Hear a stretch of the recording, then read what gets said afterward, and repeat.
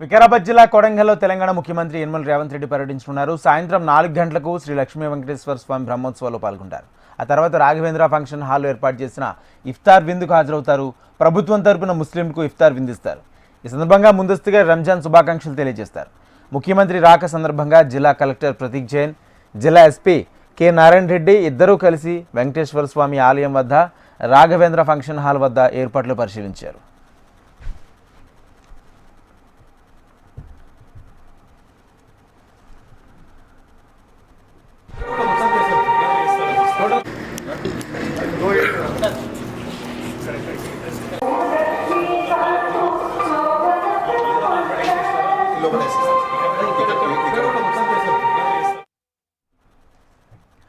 వికారాబాద్ జిల్లా కొడంగల్లో తెలంగాణ ముఖ్యమంత్రి రేవంత్ రెడ్డి పర్యటించనున్నారు. సాయంత్రం 4 గంటలకు శ్రీ లక్ష్మీ వెంకటేశ్వర స్వామి బ్రహ్మోత్సవాల్లో పాల్గొంటారు.